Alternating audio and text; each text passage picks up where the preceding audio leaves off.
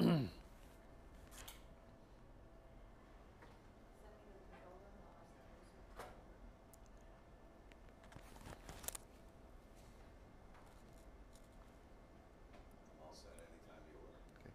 is Wayne Price for the USA Today Network. I'm here with Ken Graham of the National Hurricane Center in Miami as we prepare for Hurricane Michael to make landfall. Ken, what's the latest timetable for the main brunt of the storm hitting landfall?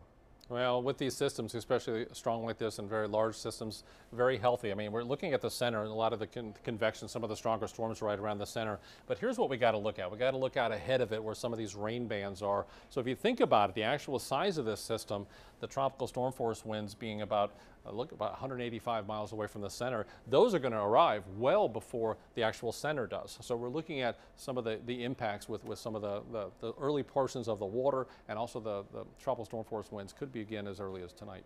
Now, you mentioned in earlier updates about the dangers of wind and storm surge. What about tornadoes and things like that? Yeah, tornadoes. 90% of those tornadoes occur on the right front quadrant. So as this system progresses, you'll see on the right-hand side, that's usually the place that we get most of the tornadoes. And for the most part, what we'll see is the rain bands around Michael with time. That's where you see a lot of those tornadoes. So that's also a danger. It's not only the hurricane force winds, but in those rain bands, you could get tornadoes and incredibly strong winds. Okay, and you also mentioned too, there could be a little jog one way or the other and the impact that could have. Can you explain that a little bit more? Yeah, you really look at, you look at something like rainfall, you start looking at the impacts. Small differences in that forecast sometimes can shift these. So, we have people that will look at these maps and say, well, I'm right on the edge. Well, sometimes those shifts can actually cause these values to change, not only in the rainfall, but also with the storm surge. Storm surge is highly dependent on the size of the storm, the track. I've seen 30 miles difference make all the difference in the world when it comes to storm surge, and in some cases I've seen it go from 2 foot to 9 foot just with those small changes. But as a result, you have to think about what could happen, and that's why we have this forecast. We don't need people in these areas. It's highly dangerous. In fact, some of these values are not survivable if you get hit with that kind of water. Okay, and this cone right now stretches roughly from Tampa to how far the other direction?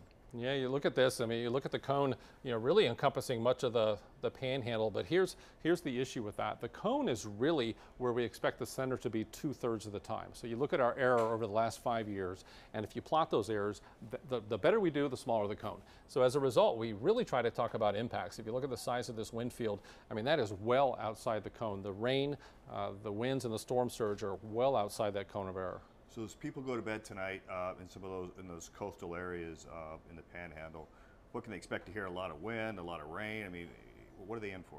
I think really what we're looking at tonight, the water will start slowly coming up and then eventually much higher as the storm surge comes in. So you're going to start seeing some of these rain bands. When you really go look at the satellite and you look at how far some of these rain bands stretch out, look at these clouds. So you'll start seeing some of the rain move in. You start seeing the higher winds and deteriorating with time. So if you look at with time, the landfall being really looking at tomorrow afternoon. However, the impact starting tonight. If you look at the size of the system, the winds, you start seeing some of the surge and also the rain well ahead of the center. So we urge everybody, it really is a good idea. It's really a safety factor not to really concentrate just on that center. You have to look at this as a large system, and all the impacts are going to get there earlier and well outside the cone.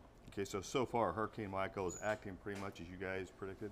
Yeah, real close to the forecast. We predicted it on this track, real close to the track. We also talked about being a Category 3, and that's where we are now. So we got to watch it close. Very dangerous system. We've really got to start wrapping up our preparedness and be in safe places tonight. Great, thanks Ken, appreciate it. You bet.